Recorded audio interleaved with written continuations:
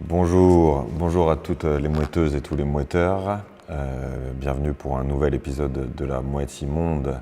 On s'était fait un peu discret ces derniers mois, ces dernières semaines, mais on revient fort aujourd'hui puisque nous sommes avec toutes les équipes de la Mouette Immonde au musée de Picardie, donc notre cher et très beau musée de Picardie avec ces très très belles œuvres dont nous allons discuter. Et donc surtout aujourd'hui pour en discuter avec Pierre Stepanov. Je ne me trompe pas C'est parfait. dans ce qu'il faut. Bonjour Pierre, Bonjour. conservateur et donc directeur du musée de Picardie depuis 2023 si je ne m'abuse. Depuis 2 ans. Depuis 2 ans. 2 ans de bonheur, Absolument, absolument. 2 ans de plaisir. Tout à fait, ouais. Pierre, je vais te tutoyer, enfin, on s'est Pas dit de qu'on s'est souci, avec tutoyé plaisir. en background. Et du coup, ce que j'ai envie de te demander, peut-être que les mouetteurs aussi, voilà déjà ton parcours. Toi, Pierre, donc si je ne m'abuse, tu es assez jeune, on a le même âge. Du coup, comment tu es arrivé à Amiens, et tu es amiénois, comment tu es arrivé à ce poste et à Amiens? Eh bien, écoute, c'est un poste sur lequel j'ai postulé il y a 2 ans, parce que auparavant, j'ai passé 7 ans au musée de Montpellier, où j'étais conservateur en charge des peintures et des sculptures depuis la Renaissance jusqu'au milieu du 19e siècle. Et au bout de 7 ans, arrivé à ce stade de ma carrière, j'avais envie de prendre un poste de direction, tout en gardant un lien avec des collections. Ça, c'est aussi très important. Et donc, le poste de direction du musée de Picardie s'était libéré. Et c'est un poste donc qui a à la fois pour vocation d'encadrer l'établissement et de définir les orientations de l'établissement. Mais c'est aussi un poste où on est en charge d'une partie de la collection en direct, à savoir ce qu'on appelle la collection Beaux-Arts. Donc grosso modo, c'est un peu... c'est les peintures, les sculptures, les dessins, depuis la Renaissance jusqu'à 1914. Et donc j'ai postulé pour diriger ce musée que je connaissais un petit peu parce que j'y avais fait un stage pendant ma formation en 2015. J'avais fait un petit stage, donc ça m'avait permis de découvrir ce musée, sa collection. Et donc voilà, c'est toutes ces raisons qui m'ont donné envie de candidater. Et donc voilà, depuis 2 ans, j'habite à Amiens et je dirige ce musée. Ok. Et donc j'imagine quand tu postules, c'est via comment dire, de manière intra, quoi. C'est pas, tu postules pas sur Indeed, conservateur du musée, poste ouvert, c'est... C'est quand même un petit peu ça, parce que alors, pour candidater, en général, il faut quand même avoir le concours de conservateur. Mais par contre, après, les collectivités, les mairies, les métropoles, elles publient en fait... Un peu partout. Elles publient des postes en fait, et donc des postes de direction avec des critères. Ouais. Mais c'est des postes qui sont ouverts et donc tu te tiens à l'affût. J'imagine, ouais. Des postes qui vont sortir, même si dans notre réseau on discute souvent de tel ou tel mouvement de collègues et donc de postes qui se libèrent. Et donc voilà comment j'ai candidaté. Ouais. Ok. Et donc, si on peut revenir rapidement sur ton parcours aussi, j'allais dire scolaire, quoi. En tout cas, voilà. Qu'est-ce que tu as fait qu'est-ce que tu as fait comme bac et après le bac pour faire ça? Peut-être que tu as le bac, je ne sais pas. Je ne sais pas. Oui, bah écoute, j'ai fait un bac littéraire, je crois que ça n'existe plus maintenant. Plus cette exactement distinction, ces termes-là, ouais. En tout cas, voilà, en ce temps-là, ça s'appelait comme ça. Et après, j'ai fait une hypocagne et une cagne à Paris, au lycée Henri IV. Et après, j'ai fait un master de philosophie à l'université Paris 1. Et quand je suis arrivé à la fin de ce master, j'ai voulu changer de voie. Et donc, j'avais toujours eu un intérêt personnel pour les musées, que je passais beaucoup de temps à visiter, plutôt pour mon plaisir. Mais à ce moment-là, j'ai découvert, via des rencontres, j'ai découvert l'existence du métier de conservateur. En fait, je ne connaissais pas ce métier. Je ne savais pas en fait bien comment fonctionnait un musée dans le backstage, si je puis dire. J'ai découvert ce métier, je l'ai trouvé formidable. Et donc, je me suis inscrit à la classe préparatoire de l'École du Louvre qui te prépare en fait au concours de conservateur du patrimoine, qui est un concours organisé par l'INP, l'Institut national du patrimoine. Donc, j'ai préparé ce concours pendant 1 an Et donc ensuite j'ai été reçu et à partir de là en fait on est formé avec les collègues de la promotion. Il y a une promotion par an. On est formé pendant 1 an et demi au métier de conservateur. Voilà, dans une très belle institution qui se trouve à côté du Palais Royal à Paris, Galerie Vivienne. Ouais, c'est super. Et la moitié du temps est occupée en cours et l'autre moitié du temps est occupée en stage. Donc j'ai fait un stage au musée de Nancy, au musée d'Amiens, un stage aussi à l'étranger au musée de Boston. Et ouais, c'était super. Et puis un stage dans une galerie d'art aussi, parce que je voulais découvrir un peu le commerce de tableaux. Voilà, la galerie de Giovanni Sarti, qui était un marchand de tableaux italiens. Ok, très bien. Donc, ouais, un parcours riche, beaucoup de choses. Et surtout, je retiens que tu n'étais pas au départ parti là-dessus. Quand tu avais 18, 20 ans, 21 ans, tu n'étais pas dans l'idée d'être conservateur de musée. Non. Presque du tout, quoi. C'était une passion pour l'art, mais pas du tout spécialement pour y travailler. Exactement. Que ce soit dans le business ou dans le musée, quoi. Ok. Ouais, parce que d'ailleurs, on pourra revenir un peu sur l'aspect business, entre guillemets. C'est vrai, parce que bon, c'est quand même plus qu'un sacré business. Il y a des choses qui valent assez cher par ici. Du coup, bah, super. Donc, bon, je précise pour ceux qui ne connaissent pas que Cagne, Hippocagne, Henri IV, puis ma master philo à la Sorbonne, c'est pas mal en termes de niveau. Ceux qui ne connaissent pas. C'est plutôt des belles écoles, quoi, je pense. Enfin, en tout cas, Henri IV est connu comme un endroit d'excellence. Merci. Je le dis avec ce que je connais. Donc arrivé ici à l'histoire, donc dans ce fameux musée de Picardie, qui est quand même, pour ceux qui ne connaissent pas, qui ne sont pas d'Amiens, est un très très beau musée, voilà, où il y a beaucoup d'œuvres qui sont venues et qui sont toujours. Et donc je voudrais revenir un petit peu sur l'histoire de ce musée qui est particulière, ensemble, donc, qui date du 19e siècle, sa construction sous Napoléon III. Et il a une particularité quand même un petit peu unique, pour le coup, c'est le fait d'avoir été, si je ne me trompe, construit uniquement pour être... C'est le premier à avoir été construit, pardon, en vue d'être un musée, tout à fait. Tout simplement, de toute l'histoire de France. Tout à fait, c'est le musée, c'est un peu le premier musée modèle. Ouais. C'est-à-dire que dans l'histoire, auparavant, les musées étaient souvent, et ils le sont encore aujourd'hui parfois, logés dans des bâtiments dont la fonction première n'était pas muséale. Par exemple, le musée du Louvre, à la base, c'est le Palais des Rois de France. Exactement. Le musée d'Orsay, à la base, c'est une gare. Donc voilà, 2 exemples très fameux qui l'illustrent. Et donc, arrivé au milieu du 19e siècle, effectivement, des citoyens de la ville d'Amiens ont voulu doter leur ville et pour accueillir leur collection d'un bâtiment moderne. Et donc, il a fallu inventer ce modèle selon les besoins bâtimentaires qu'on a pour exposer des œuvres. Ok, et donc là on est, si on veut un peu parler de date, c'est en 1855 que ça commence à se construire. Et la pose de la première pierre. Première pierre, et c'est ouvert au public, à peu près 1870, 67 En 63, c'est déjà un peu ouvert. Et l'ouverture complète, c'est en 1867. Ok. Et il faut, donc je précise pour les auditeurs de la Mouette, ils connaissent qu'on ne fait jamais les choses au hasard, donc on s'était rencontrés un petit peu avant, donc on a discuté de 2-3 choses. Et tu me disais que beaucoup d'œuvres, donc avant, donc là, donc, je répète, 1855, construction du musée, donc sous Napoléon III, mais déjà sous le Napoléon Bonaparte, en fait, la ville d'Amiens a accueilli beaucoup d'œuvres, notamment de très très belles œuvres, parce qu'en fait, à Paris, le Louvre explosait. Oui. C'est ça, sous Bonaparte. Oui.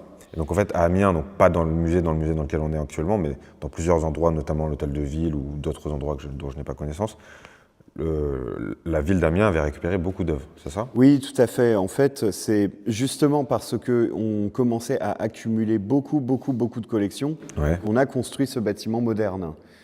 Et dès qu'il a été construit, il a tout de suite été rempli et peut-être même presque saturé dès le début, comme ça arrive souvent. Mais c'est vrai que le phénomène musée, il commence en France et à Amiens sous la Révolution. Et il y a un épisode important tout à fait sous le Consulat, en 1802. Lors de la signature de la paix d'Amiens avec l'Angleterre ici Paix dans qui a notre duré ville. 1 an, je crois. Oui, c'est une paix éphémère avec l'Angleterre. En ce temps-là, la paix, C'était rare. ça dure jamais très longtemps. Napoléon plus anglais, ouais, ça donnait pas grande paix. Et donc en fait, on a organisé en fait ce congrès de paix où il y avait des négociations, etc., dans les salons de l'hôtel de ville d'Amiens. Et donc il fallait les décorer. Et le gouvernement a envoyé des tableaux qui faisaient partie des collections nationales, des collections de l'État, et qui, pour certains d'entre eux, étaient issus des saisies au temps de la Révolution française. Par exemple, des tableaux qui avaient été pris au château de Versailles, les chasses de Louis XV, mais aussi des tableaux qui venaient de l'étranger, qui étaient issus des conquêtes napoléoniennes et des conquêtes des guerres de la Révolution. Et on a pris beaucoup d'œuvres en ce temps-là. Et ces tableaux ont été envoyés dans l'hôtel de ville pour le décorer. Et à la fin du congrès, les Amiénois, les édiles ont demandé si ces tableaux ne pourraient pas rester à disposition des Amiénois. Et ça a été un premier embryon de musée, effectivement. Ok, donc beaucoup de grosses œuvres. Et par exemple, est-ce qu'il y a encore des œuvres qui datent justement qui avaient été transposées pendant la paix d'Amiens, qui sont encore dans le musée là? Absolument. Par exemple, juste derrière la Simesse devant laquelle on se trouve, de l'autre côté, il y a un magnifique tableau de Louis de Boulogne. C'est un peintre du temps de Louis XIV qui représente Auguste, qui fait fermer les portes du temple de Janus à Rome. Et ça, c'est un symbole de paix, parce qu'à Rome, en temps de guerre, les portes de ce temple étaient ouvertes, et en temps de paix, on les fermait. Et donc, on a envoyé des tableaux qui racontent des histoires en rapport avec la paix, pour la paix d'Amiens. Ouais, logique. Donc, on avait bien choisi l'iconographie des tableaux pour un peu encourager les ambassadeurs à signer cette paix. Et ce tableau est toujours dans nos collections. Ok, donc il y en a plusieurs qui datent vraiment depuis très longtemps. Tout à fait. Ok, donc non, franchement, c'est magnifique. Je le dirai plusieurs fois pendant cette interview, mais le musée d'Amiens est très riche. Hein. On ne le sait pas forcément si on n'est pas d'Amiens. Il y a beaucoup d'œuvres qui viennent, pas forcément de loin, mais en tout cas de toute la France. Je pense qu'il y en a justement, il y a beaucoup d'œuvres. Ça me fait penser à des questions qui viennent comme ça, mais oui.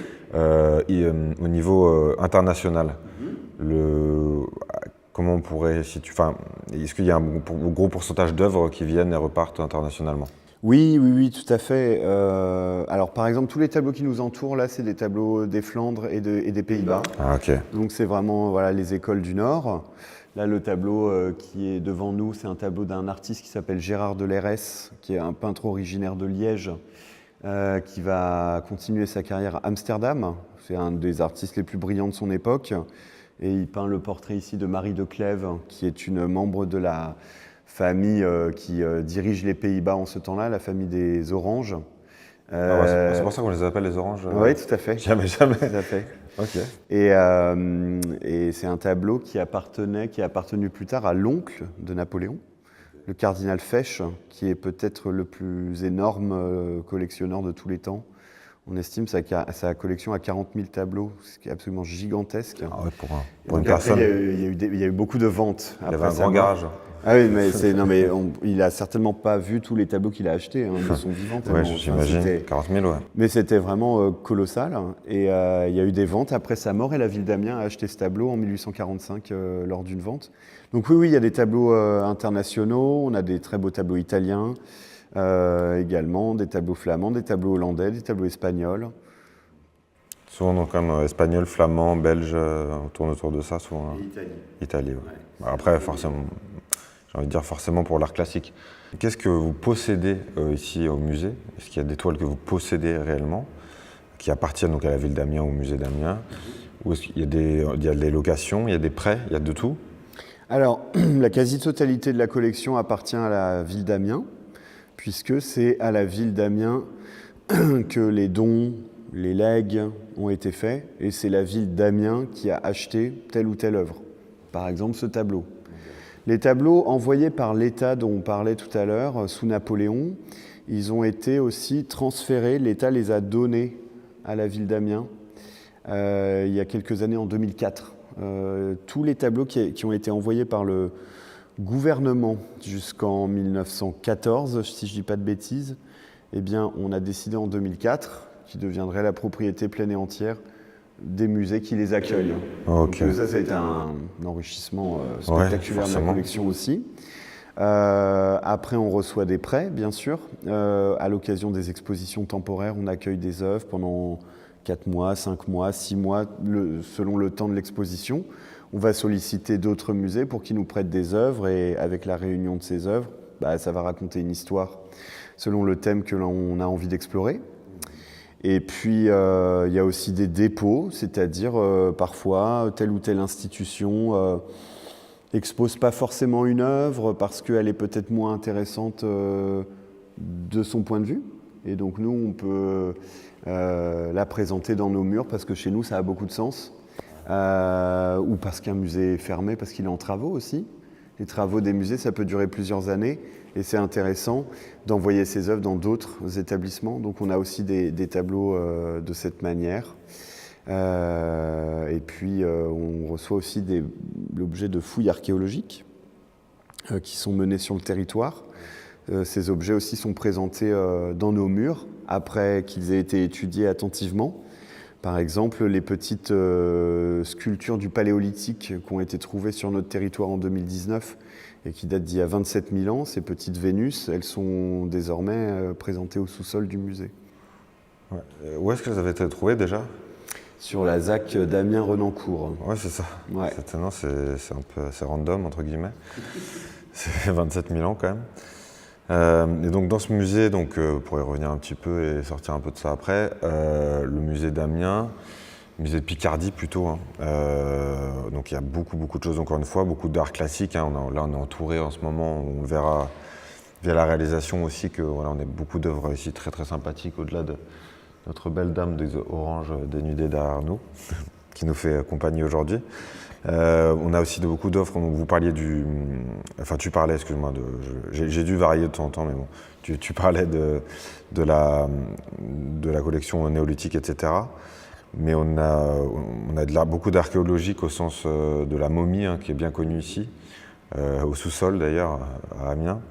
Donc si tu peux nous en parler rapidement, voilà, je ne sais pas si c'est ta spécialité, mais en tout cas... C'est pas ma spécialité, non, mais c'est un des fleurons ouais. de notre musée, tout à fait. Alors c'est une histoire étonnante. La momie. En fait, un autre point de départ de musée à Amiens, ça a été l'œuvre de la Société des antiquaires de Picardie. Alors c'est pas antiquaire dans le sens où on l'entend aujourd'hui, c'est-à-dire marchand d'œuvres d'art, c'est antiquaire dans le sens des gens qui sont passionnés par l'Antiquité. Donc c'est une société savante qui a été créée en 1836 à Amiens et qui s'est donné pour but de réunir, d'étudier et de réunir des curiosités, des témoignages artistiques, architecturaux, patrimoniaux sur le territoire, au sujet du territoire de la Picardie. Sauf qu'ils avaient des ambitions encore plus vastes dès le début, puisque au bout de 2 ans, ils achètent sur le marché à Paris cette momie. D'accord. Donc tout de suite, ils se sont dit, OK, on va créer un musée qui raconte notre territoire, mais on va aussi montrer aux Amiénois d'autres choses qui viennent de bien plus loin. Et donc, en ce temps-là, on est à l'époque de ce qu'on appelle l'égyptomanie. Donc tout le monde est fasciné par l'Égypte, très à la mode. Et donc, on pouvait acheter des choses comme ça, c'était disponible sur le marché. Et c'est la Société des antiquaires de Picardie qui, en 1855, a suscité la construction de ce bâtiment, a suscité la construction de ce musée. C'est plus que, c'est dès le départ, quoi. Ouais. Ok. Et ils l'ont suscité en organisant des loteries, c'est-à-dire que c'est en achetant des billets de loterie que les Amiénois et des gens bien au-delà ont financé la construction de ce musée, ce qui est quand même incroyable. C'est dingue. Et dès qu'il était construit, le musée a été donné par la société à la ville d'Amiens pour qu'elle le fasse vivre et qu'elle paye le personnel, l'entretien, l'enrichissement, etc. Mais la Société des antiquaires de Picardie existe encore aujourd'hui et pendant toute son histoire, elle a continué à contribuer à l'enrichissement et à l'étude de nos collections. Donc voilà, au niveau archéologique, on a des choses de la région, mais on a aussi des choses qui viennent de toute la Méditerranée. On a des collections grecques, romaines, égyptiennes, mésopotamiennes, et en même temps, on peut raconter l'enchaînement des siècles, voire des millénaires, sur ce qui se passe sur ce territoire, sachant qu'on a eu les hommes préhistoriques, les Celtes, les Romains, les Mérovingiens. Il y a énormément de choses, on ne va pas rentrer dans les détails, mais c'est vrai que Amiens a été une ville forte, une place forte qui est très différente, mais selon les âges. C'est vrai que depuis, enfin c'est pas moi l'expert justement, mais depuis l'Antiquité, c'était une grande place de commerce vers l'Angleterre, etc., notamment vers le nord, les Flandres, etc., pendant la période romaine, l'apogée romaine. Pendant le Moyen-Âge, il y avait aussi beaucoup de choses, d'où notre fameuse cathédrale et d'autres, notre beffroi, etc., font le rappel. Et puis jusqu'au XVIIe, XVIIIe, XIXe siècle aussi, ça a été une place forte, et on témoigne aussi encore de très beaux bâtiments, comme la préfecture ou qui est juste en face, le musée en lui-même. Il y a plein de beaux, toutes nos églises. Amiens, c'est une ville pour le coup qui est riche en histoire. C'est une petite ville entre guillemets où il y a beaucoup de choses. On sent qu'il y a une grosse histoire. Et Oui. on sent que c'est une ville riche en fait. Plutôt même, j'ai envie de dire, jusqu'au XXe siècle, où c'est devenu une ville un peu plus populaire, mais que ça a été quand même une ville assez riche sur plein de niveaux. Tout à fait. Donc du coup, pour un musée, c'est pas mal, parce que ça permet de recueillir tout ce passé. Ouais. Donc voilà. Donc je voulais un petit peu parler de la momie, mais je ne sais pas s'il y a tant de choses à dire. Enfin, il y a plein de choses à dire là-dessus, mais voilà, cette fameuse momie, d'où elle vient. Écoute, Non, parce que... elle vient d'Égypte. C'est une dame qui avait une quarantaine d'années. On connaît son nom. Elle s'appelait Sedje Mengaou. Et donc, elle est issue d'une classe. C'est pas forcément la très haute noblesse. C'était un phénomène un peu démocratisé quand même, la momification dans la société égyptienne. Et puis ensuite, donc, elle s'est retrouvée 2000 ans, enfin 2500 ans, je crois, ouais. Après sa mort, elle s'est retrouvée sur le marché de l'art à Paris et achetée par notre Société des Antiquaires. Et maintenant, ça fera bientôt 2 siècles qu'elle est à Amiens. 2500 ans, donc elle date de Moins 5 siècles avant Jésus-Christ. Moins 500, ouais. Donc plutôt vers entre guillemets, la fin de l'Égypte, plutôt. Enfin, pas trop, à 500 ans près. Là, c'est une histoire longue, l'Égypte. Ouais, c'est long, c'est quelque chose. Ok, mais en tout cas, voilà, fleuron d'ici, mais voilà, il faut aller au sous-sol si vous voulez voir notre momie. Sinon, vous avez beaucoup de pièces. Là, nous sommes en ce moment en train d'enregistrer dans quelle pièce exactement? On est dans la galerie Dufour, dans laquelle on présente, c'est un peu le début du parcours Beaux-Arts. Et donc, on présente les peintures et quelques sculptures du XVIe et du XVIIe siècle. Voilà, en faisant se succéder les écoles. Donc derrière cette simèse, on a la peinture française et italienne du XVIIe siècle, et autour de nous, on a la peinture flamande et hollandaise du XVIIe siècle également. Et cette galerie, elle s'appelle Dufour, en hommage à Charles Dufour, qui était un membre de la Société des Antiquaires de Picardie, qui s'est donné énormément de mal pour organiser ces loteries et pour construire ce bâtiment. Ah ok, d'accord. Beaucoup d'hommages à... On voit son nom là. Je le vois, juste qui trône au-dessus de nous. Galerie Charles Dufour. Très bien. En tout cas, il y a comme beaucoup de musées, mais c'est vrai que c'est dense, hein, il y a énormément de tableaux. Ça fait penser à Versailles, à certaines pièces de Versailles, pour le coup. Est-ce que vous avez encore d'ailleurs des pièces du château de Versailles Oui, tout à fait. Alors juste derrière la caméra, il y a un cycle extraordinaire qui est le cycle des chasses de Louis XV. C'est un cycle décoratif. En fait, les rois de France ont toujours été passionnés de chasse. Hein. C'est la grande pratique royale par laquelle le roi montre sa valeur, sa force et sa maîtrise de la nature, donc de son royaume. Et cette passion, elle se transforme également en goût artistique, puisque on voit se développer des tableaux de chasse. Et donc au XVIIIe siècle, Louis XV se fait aménager des petits appartements, donc c'est des salles plus petites, plus commodes pour une vie plus intime, et notamment une galerie qui va faire orner d'une succession de tableaux qui représentent des scènes de chasse, mais des scènes de chasse exotiques, c'est-à-dire dans des pays lointains. Donc on a un pays qui représente la chasse au crocodile en Égypte, un autre qui représente la chasse à l'autruche en Afrique, un autre la chasse à l'ours en Russie, la chasse au lion, la chasse au tigre en Inde. Et pour ça, le roi a sollicité tous les grands artistes de son époque, notamment François Boucher ou Karl Van Loo, qui étaient vraiment les deux artistes dominants en ce temps-là. Et en plus, ces tableaux sont enchâssés dans des très beaux cadres rococo, donc sculptés, etc., très raffinés. Et forcément, quand la monarchie tombe avec la Révolution, les tableaux qui ornent les appartements des rois, on les enlève, puisque voilà, il n'y a plus de rois pour en disposer. Et donc, on les envoie dans des musées. Et nous, on a reçu, au moment de la paix d'Amiens, on a reçu, entre autres choses, les tableaux de chasse exotiques. Voilà, les chasses exotiques de Louis XV. Ouais. Okay, que nous avons toujours. Absolument. Ok, super. On ira se balader un petit peu tout à l'heure, voir ça. Magnifique, donc bien de belles choses. Donc sous Louis XV, pardon. Parce que oui, Versailles avait été, si je ne m'abuse, c'était d'abord à exister, bien avant que ce soit le château qu'on connaisse. C'était le territoire de chasse un petit peu de Louis XIII. C'est vrai. C'est une des nombreuses réserves de chasse des rois de France. C'est là qu'il allait, il avait un petit relais de chasse. Un relais de chasse de quoi, 1000 mètres carrés, mais ça va, il survivait là-bas. Voilà, super. Non, moi, ce que je voulais te demander, donc je ne vais pas prendre trop de temps, mais en tout cas, on prend beaucoup de plaisir, et j'espère que les auditeurs aussi. La collection, qu'est-ce qui te plaît le plus dans l'art et dans ton métier? Après, dans l'art, ce que tu veux. Voilà, qu'est-ce qui te plaît le plus? Quelle spécialité? Voilà, c'est à toi de voir. Alors moi, ma spécialité correspond... Déjà, je t'ai pas demandé non, mais je t'en prie. Ma spécialité qui correspond à ce qui me plaît le plus, c'est la peinture sur ces siècles, 17e, 18e, 19e siècle. C'est vraiment ma période favorite. J'ai pas de préférence en termes d'école. La France, l'Italie, les Pays-Bas, ça m'intéresse tout autant.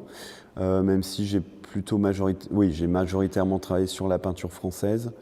Et sur une période, je dirais, fin 18e, début 19e siècle, c'est vraiment la période sur laquelle j'ai le plus travaillé. Okay. La Révolution et l'Empire, notamment.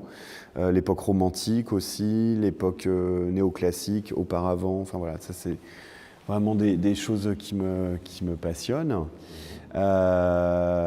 Après, qu'est-ce qui me plaît dans l'art, c'est le fait que ce soit vraiment toujours, d'ailleurs au-delà de la période qui m'intéresse, c'est que c'est toujours une expérience, c'est la surprise en fait, hein. On découvre des choses tout le temps, des choses à la fois raffinées, délicates, poétiques, et surtout toujours nouvelles, quoi. Il y a toujours des nouvelles choses à voir. Moi, quand j'ai l'occasion dans une ville d'aller visiter un nouveau musée, c'est toujours vraiment une joie parce qu'on va voir encore des nouvelles choses, des nouveaux tableaux, parfois des artistes que je ne connais pas encore.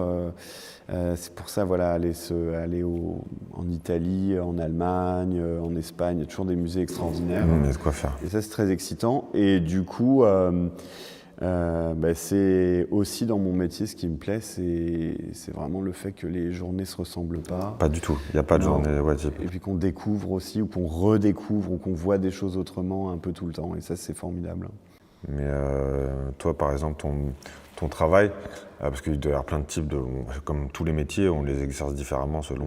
Tous les médecins ne sont pas pareils, tous les pompiers ne sont pas pareils, peu importe, pâtissiers sont pas pareils. Toi, t'es plus, dans le délire, si j'ose dire, conférencier un petit peu, travailler dans ton bureau, ou de t'en faire des conférences de temps en temps, ou alors tu sors plus, quel rôle tu as avec les autres employés du musée? Comment tu vois le métier? Écoute, plusieurs choses. Oui, pour la dimension direction, c'est vrai que j'aime beaucoup passer du temps avec les équipes et être au plus près d'eux selon l'évolution de leur tâche, de leur mission. Ça, c'est quelque chose qui me plaît beaucoup, passer du temps avec eux, de piloter les choses, d'avoir des feedbacks. Ça, c'est dans un petit peu toutes les missions qu'on fait. Ça, c'est quelque chose sur lequel j'aime beaucoup consacrer du temps. J'aime beaucoup aussi sortir de mes murs pour représenter le musée ailleurs. Ça, c'est important pour le faire connaître. Ça va être dans des dans des rencontres professionnelles. Ça aussi, oui, tu as un peu un rôle d'ambassadeur. Forcément, en fait, pour faire connaître ton établissement, ses ressources, puis faire des rencontres aussi qui peuvent susciter des projets. J'aime beaucoup aller à la rencontre du public. Ça, c'est très important pour moi parce que ça me permet, enfin, comment te dire, c'est un peu le thermomètre, quoi. Ça me permet de voir la température. Exactement. Qu'est-ce qui leur plaît? Est-ce qu'une nouvelle proposition, un nouvel accrochage? Par exemple, voilà, la galerie où on est, on l'a entièrement raccrochée en octobre, novembre dernier. Donc j'aime bien voir si ça leur plaît. Et puis j'aime bien aussi transmettre des choses pour m'assurer même que j'arrive à me faire comprendre. Tu vois, parce que si tu spécules dans ton bureau et que tu vas jamais vérifier si les gens comprennent ce que tu racontes, T'es hors sol, ouais, c'est sûr. Tu peux devenir hors sol, tu peux perdre des qualités de pédagogue et on est là pour faire des recherches, mais on est là pour les transmettre aussi. Donc voilà, moi j'aime beaucoup le public aussi. C'est un peu une éthique que j'ai par rapport au boulot de garder le lien avec le public. Ouais, c'est important pour moi. Ah, puis un musée, c'est beau quand il y a des gens dedans. Absolument. Et quand on aime les choses, bah, on a envie de les partager. Complètement, ouais. Complètement. Et vraiment, il y a des très belles choses. Je regarde en même temps que je parle. Au niveau local, comment tu travailles aussi? Est-ce qu'avec la ville, tu as vraiment une grosse synergie avec d'autres gens en poste de la ville? Je ne sais pas, est-ce que ce soit le maire Écoute, on fait pleinement partie des institutions, alors pour être plus précis, d'Amiens Métropole, puisque la compétence musée et la compétence culture en général relève d'Amiens Métropole. Donc, je veux dire, les œuvres sont, enfin, le musée appartient à la ville d'Amiens et est géré par Amiens Métropole. Donc, bien sûr, on a des liens permanents avec nos élus. Par exemple, le vice-président en charge de la culture à Amiens Métropole, qui s'appelle Pierre Savreux.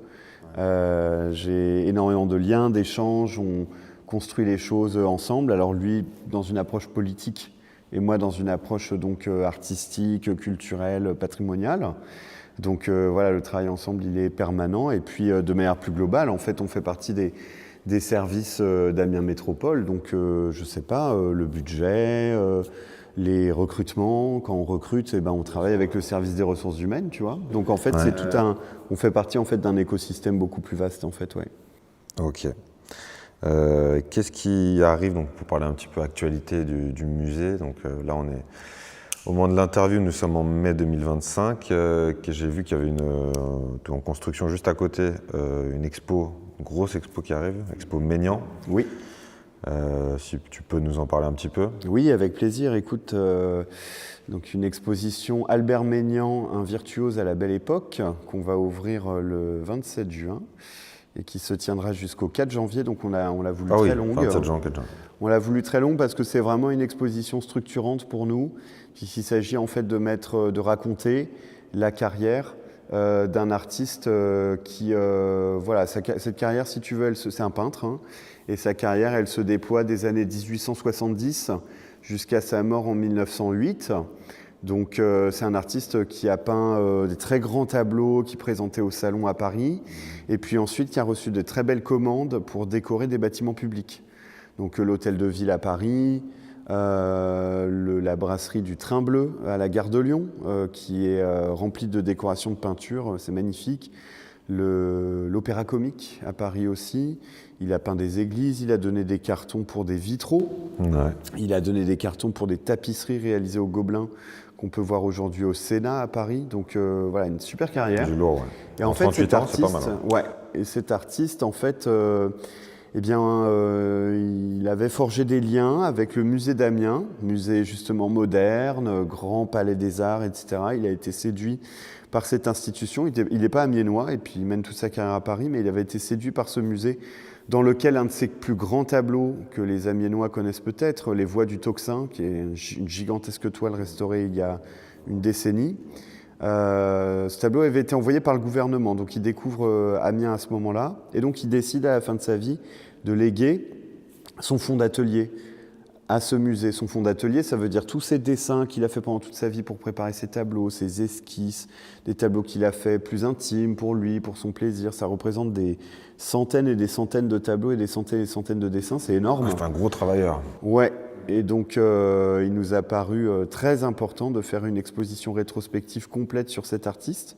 Et donc on va présenter énormément de choses de notre fonds, beaucoup d'œuvres qu'on a restaurées pour l'exposition, il y en a 70 qu'on a restaurées pour l'expo. Et en même temps, on va aussi emprunter des œuvres de Maignan qui se trouvent dans des musées en France. Donc parmi nos prêteurs, on a le musée d'Orsay, le musée de Rouen, de Reims, de Lyon, du Havre, de Saint-Étienne, d'Angers. Ouais, ça tire de Donc, partout. voilà. Tout le monde, là pour le coup, tout le monde lègue, tout le monde prête, pardon. Ouais, plutôt. tout à fait. Les prêteurs ont vraiment joué le jeu, c'est super. Et l'exposition va être spectaculaire. 350 œuvres vont être montrées, depuis des tableaux petits comme ça jusqu'à des tableaux de 4 mètres de haut. Donc ça va être très divers et je l'espère, ça va plaire. Bah, génial. Bah, nous, en tout cas, on sera là avec les équipes de la Mouette pour le coup, complètement. Donc j'ai 1000 questions à te poser, mais malheureusement, on est pris un peu par le temps. J'en aurais 1000 autres, sur plein de choses. Si tu avais un artiste, juste, je sais, ça, la question est pourrie. Mais je la pose quand même. Si tu avais un artiste vraiment que toi tu sors, ton artiste pépite, on a ton coup de cœur, c'est comme un peu dans le, je sais pas, dans le football ou dans le sport, parfois on a un joueur favori de tout. Est-ce que tu as si tu devais vraiment sortir un sous la torture Et écoute, je dirais Guido Cagnacci. Guido Cagnacci, ok. Ouais, peu connu, non. sublime artiste italien du XVIIe siècle. 17e. Formé à Bologne. C'est un peintre qui donne une dimension très sensuelle à ses tableaux, qui représentent des héroïnes, Cléopâtre, ou des saintes, ou des figures allégoriques. C'est un peintre extrêmement séduisant. Assez sombre aussi, il y a toujours quelque chose d'un peu mystérieux. Et nous, au musée de Picardie, on a un tableau de lui qui est très beau, qui représente une allégorie de la vanité. C'est un tableau extrêmement poétique et j'invite les visiteurs à venir le voir. Et c'est vrai qu'un de mes rêves, ce serait de consacrer une exposition à ce peintre ici, et puisqu'il n'y a jamais eu d'exposition sur lui en France. Ok, donc c'est beaucoup en Italie? En Italie, aux États-Unis aussi. Et à Vienne, parce qu'il a fini sa carrière à Vienne. Ok, d'accord, très bien. Donc, tu peux nous rappeler son nom une dernière fois? Guido Cagnacci. Cagnacci. C'est pas un milieu de terrain de l'AS Rome, hein, c'est un très grand peintre. Justement, je voulais juste finir, c'était pour une blague là-dessus. Justement, sur autre chose, donc au-delà de l'art, on voit bien que c'est une passion de 400%.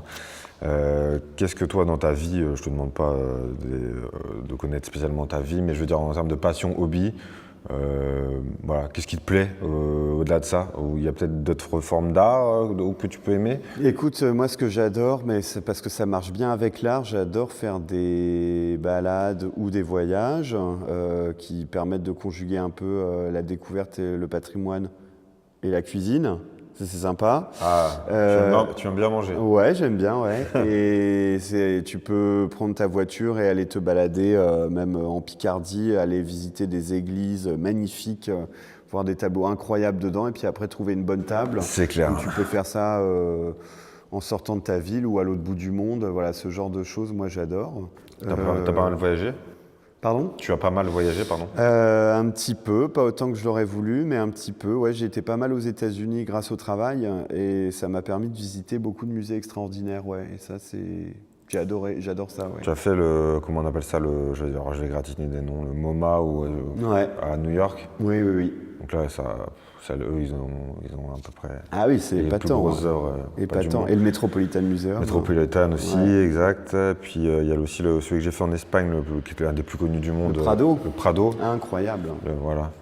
Incroyable, fantastique. Et puis après, aller manger du bon jambon en sortant du musée, voilà. Pour moi, c'est le top, si tu veux. Pour le coup, je te disais la dernière fois, j'avais un peu dérapé en préparant l'émission. J'avais dit, ouais, il y a Dos et Tres de Mayo de David. Je crois qu'il est plutôt. De Goya. De Goya, oh là là là là. Vous voyez, la mouette n'est pas du tout au niveau, mais. Ouais. Il est au Prado. Il est au Prado, on est d'accord, il n'est pas au musée d'Amiens. Ah non, c'est une des. Il est fou, ce tableau, incroyable. Je l'ai vu, c'est une icône. Tu le vois 1000 fois quand tu es en CM2 sur ton livre d'histoire, mais là, quand tu le vois en vrai. Ah oui, c'est un tableau poignant, ouais. Impressionnante. Donc, bah écoute, Pierre, on a 1000 autres questions, et puis de toute façon, peut-être qu'on reviendra vers toi, comme ça, pour d'autres questions subsidiaires que les mouetteuses ou les mouetteurs auront. En tout cas, on te remercie beaucoup pour ton temps. Avec plaisir. J'espère que ça a été pour toi. Super, et merci à vous d'être venu. Non, franchement, c'est vraiment très plaisant et ça change un peu de ce qu'on faisait d'habitude. Voilà, on avait fait le sport avec Jérémy Stravus, on avait fait avec le père Régis de la cathédrale d'Amiens. Maintenant avec Pierre, que des beaux endroits, que des belles personnes d'Amiens qui nous rendent fiers. Et on continuera toujours. Voilà. Donc merci beaucoup Pierre. Merci à toi. Et à très bientôt. Et à très bientôt à tous les auditeurs de La Moitié Monde. À bientôt.